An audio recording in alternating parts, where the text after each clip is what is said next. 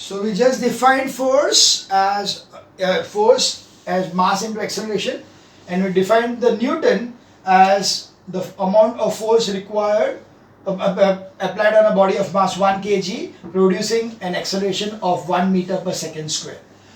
Now we see accordingly what is the statement for the second law of motion. So we see when a force applied on a body, it produces acceleration in the body, due to which the velocity and hence the momentum of the body changes. Okay, so we know that when a body is given a force, so when I apply a force on the body, like I'm having this thing and I apply a force on the body, what did happen? There was a movement of the body, so there was a change in there was a displacement of the body, or the body tends to move, or there is a change in the velocity. So accordingly the force is causing a change in momentum.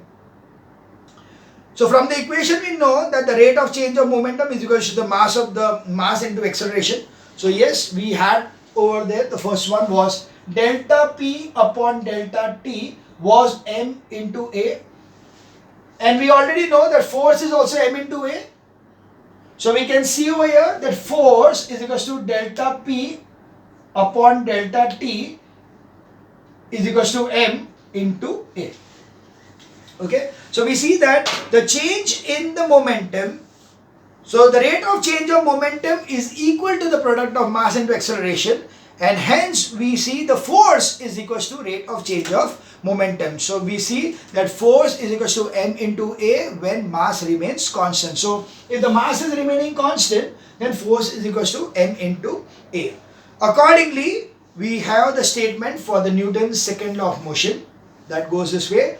According to Newton's second law of motion, the rate of change of momentum is directly proportional to the force applied on it, and the rate and the change of momentum takes place in the direction of the force is force is applied. So what is it? The rate of change of momentum. Okay, the rate of change of momentum, that is this one, delta P. Rate of change of momentum is directly proportional to the force. This is directly proportional to the force applied on it. And because it's a vector quantity, we know that momentum is a vector quantity. So therefore direction also comes into picture. So the rate of change of momentum is directly proportional to the force applied on it, and the change in momentum takes place in the direction in which the force is applied. Okay, and the rate of change of momentum is going to take place in the direction of the force applied. So that is the statement. So according to the Newton's second law of motion, F is equal to delta P upon T or delta mv upon T. This is a general form of Newton's second law of motion. When the momentum changes either due to change in mass or due to change in velocity or due to change in both the mass and velocity, it is observed that the mass of the particle increases with increase in the velocity, but it becomes perceptible only when the velocity v of the particle is comparable to the speed of light c, that is 3 into 10 raised to 8. I will discuss that earlier also, that normally the rate of change of momentum is only due to the change in the velocity and not due to mass, because mass is going to change only if the speed of the body is in the range of 3 into 10 raised to 8 meter per second, that is the speed of light. So when velocity is less than, very much less, that is around 10 raised to 6 meter per second, the change in mass is not perceptible or negligible.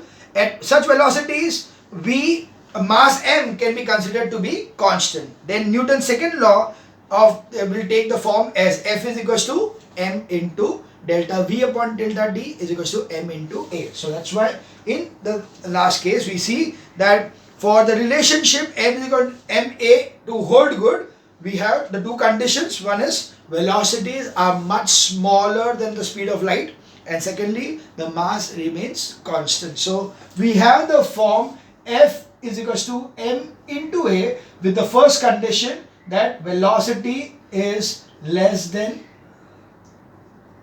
10 raised to 6 meter per second or less than speed of light basically, and secondly it is mass is constant, which is interrelated in fact, because if this is more than this, then the mass will not remain constant.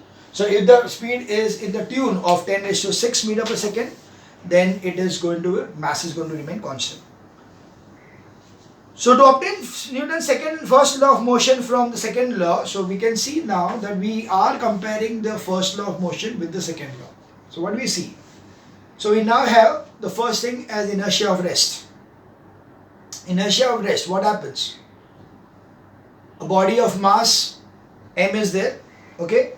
Force applied is 0 and acceleration is 0. This means if no force is applied on the body, then no change in the velocity of the body takes place. That means that the body will remain at rest.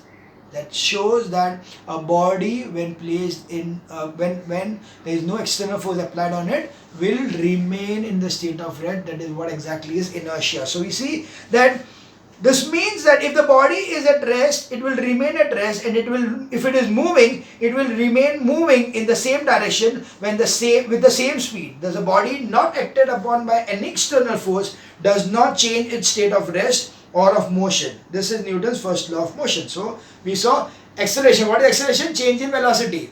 If the body is not given any force, will there be any change in velocity? No. So acceleration is how much? 0. Because if there is no change in velocity, means acceleration 0. Acceleration 0, force is not applied, so it is also 0. Mass is the only thing constant.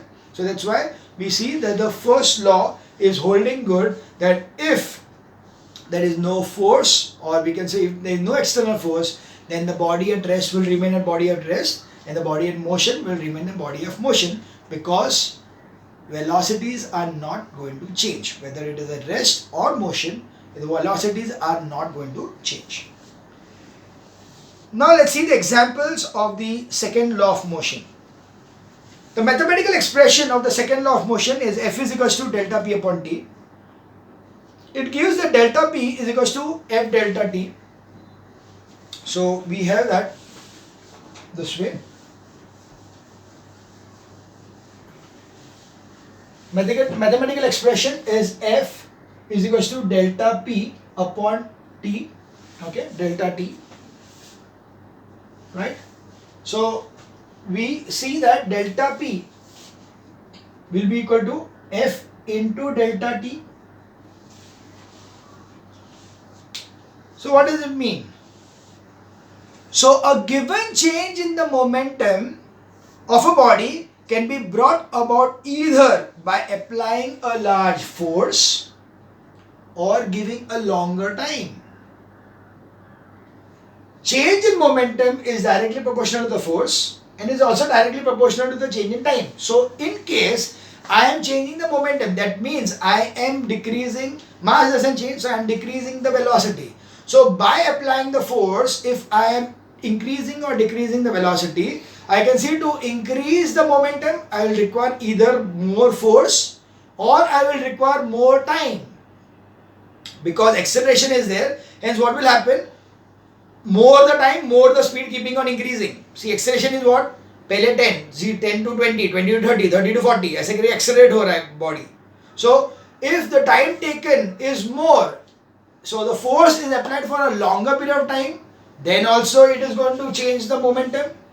Or if I am applying more force, then also there is going to be change in momentum. So you see that, so a given change in the moment of a body can be brought about either by applying a large force for a small duration or by applying a small force for a longer duration. For example, in hitting a cricket ball by a bat, hammering a nail, hitting the ping pong ball or racket, etc., a required momentum is imparted by the body by applying a force of a larger magnitude for a shorter duration. See, because you cannot have a longer time the ball to be hit. You are going to hit it strongly, you are going to hit it harder, but you cannot have it for a longer period of time. So in the case of such things like you are hitting a ping pong ball or you are hitting a tennis ball or you are hitting a cricket ball, so football, तो वो जब ये मार रहा है, at that time you will hit it harder. That means force applied will be longer because you cannot increase, have a and the time duration will be shorter. On the other hand, in the moving example of a movement of a moving body is brought to zero is a larger duration so as to reduce the effect of force exerted exerted by the moving body. So If I want to stop a moving body, I will take some more time. That means basically brakes are applied. The body doesn't stop immediately. What is going to happen? Slowly and steadily it is getting reduced and it comes to rest. So what is the condition here? That the change in velocity is taking place in a duration. It's a long duration of time. So when the brakes are applied, धीरे धीरे the speed come होगा and then the body comes to rest. So here force applied is the same. Force is not changing, but we are increasing the time for which the force is applied. Accordingly, the momentum is changing. So now we see the examples over here. While catching a ball, the cricketer draws his hands along with the ball. So you can see over here, when the cricketer wants to catch a ball, you must have seen many times when he's just holding it like this, the ball hits over here and bounces back. Right? So what is the normal practice of catching the ball? You hold it. When the ball is in your hand, you drag it downwards. You drag it downwards. So when you drag it downwards, what are you actually doing? You are allowing the ball, or you are applying a force to reduce the speed of the ball, and hence when the ball comes to rest, it is firmly in your hand. See, the force what you are applying, if you are applying the force for a shorter duration of time, then it will be an impact and it will just bounce back. But when you are giving that, so if giving a particular time, so the force is the same and you are giving the time to settle down. So the inertia also it is going to reduce. Accordingly, the ball will come into the hand easily. So let u be the velocity of the ball of the mass m when it reaches the hand of the player. So initial momentum is m into u. When the cricketer stops the ball, v is equal to 0. Its final momentum is 0. Because see, this is the condition. The first condition was m into u, but the final condition is m into v, where m in v is equal to 0. So this is equal to 0. Okay, this is equal to 0 because finally what is going to happen? The body is going to come to rest. So accordingly, you have this numerical form over here as change in momentum. So the change in momentum over here, that delta P is equals to mv minus mu, or you can say mu minus mv. Okay, so here you will find that if you take mv minus mu, so if you take mv minus mu, then it will be negative, obviously because this is 0, so this will be negative. That means the force will be applied in the direction opposite to the direction of the movement of the body. So first thing is the negative sign shows that the change in the momentum is in the direction opposite to the initial direction of the motion. Secondly, if the cricketer does not pull back his hand and stop the ball as soon as it reaches his hand, he gets very little time t to stop the ball. Then the force exerted on the ball on the hand of the cricketer F1 will be change in momentum upon time. So change in momentum is mu upon t. So F will be equal to mu upon t. Right? But if the cricketer pulls his hand along the ball, he takes a longer time t2. So now if you see, suppose this value over here is very small. Like suppose we take that the product of this thing is 10 and this is 1 second. So the force is equal to 10 Newton. Now suppose the product is the same as 10, but the time taken is 10 seconds. Then the force applied on the hand is only 1. You saw how easy it becomes. पहले क्या होता है, impact था तो वो लग सकता है, it could be injurious also. Whereas here, if you're taking longer time for the ball to come to rest, then you, of course, it's not going to take such a long time. It will be in 0.1 second and 1 second and things like that. But I've just given you a vague example over here. So if the cricketer pulls back his hand along with the ball, he takes a longer time t2 to stop the ball. The force then exerts on the ball will be mu upon t2. Since t2 is greater than t1, hence f2 will be less than f1. So force exerted on the hands of the cricketer by a fast moving ball is less when he withdraws his hands. Thus, Cricketer avoids the chance of injury to his palm by withdrawing his hands along with the moving ball while catching. So if he wants to catch, even with the one hand, he's going to take the ball, he's going to catch it and go backwards. ऐसा करके उसका हाथ ऐसे घुमाएगा, या तो catch करके ऐसे जाएगा, या तो catch करके ऐसे जाएगा. So he will always catch it and put it. They will not just keep it like this and hold it. They'll never do that thing. When they do that thing, it will be injurious to. There will be possible chances of injury because the force is going to be directly hitting his hand instantaneously. Because the time taken for the ball to come to rest will be very less.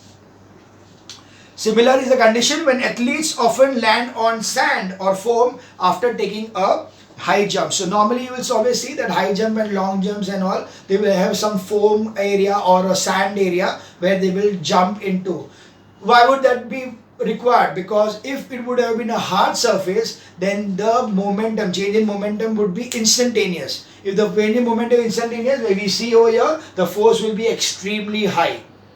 And that extreme high force, if it is hit the body, it is going to damage the body. So accordingly, what will happen? If you are having a softer kind of a floor, then the body is going to come to rest after in a particular time period. So that time period, increase in the time period will automatically decrease the force which is applied on the body. So we see he may hurt his feet because his feet comes to rest almost instantaneously in a very short interval of time. So a very large force is exerted by the floor on his feet.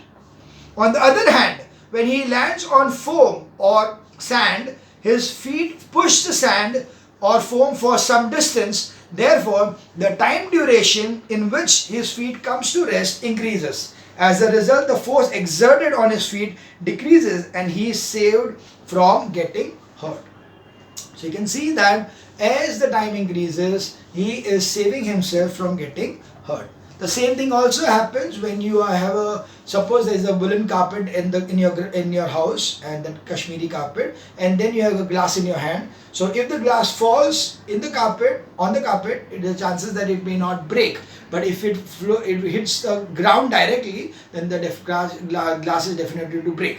So why is it so? The same reason, when it hits the ground, the impact is instantaneous. So the force applied on the glass is very high, whereas when it hits the carpet or maybe something like a mattress over there, then it is going to take some time to come to rest, and that time period decreases the force which is applied on the body. Accordingly, we see, so when glass vessel falls on the hard floor, they break, but they do not break when they fall on a carpet or sand.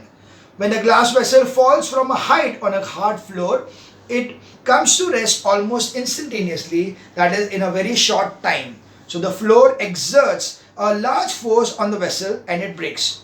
But if it falls on a carpet or sand, the time duration in which the vessel comes to rest increases, and so the carpet or sand exerts a less force on the vessel and does not break. Okay, so these were the examples of the second law of motion. So very important thing about here is the second law of motion tells you about the quantity of force. So that gives me the calculations that makes it possible for me to find out the amount of force required to start or stop a body. So the quantity of force is measured in the second law of motion, and that gives me F is equals to m into A. We also learned about momentum. So momentum, and basically the second law of motion was dependent on the momentum of the body. That is, the rate of change of momentum of body is directly proportional to the force applied, and the change in momentum takes place in the direction of the force applied. So this is the second law of motion, and as you see, the three examples what are given over here for the day-to-day activity, daily life, they are very good give reason questions, wherein very important part will be to mention one line at least in the start or the end of the question that this is according to the second law of motion. So that's the very important part of the chapter.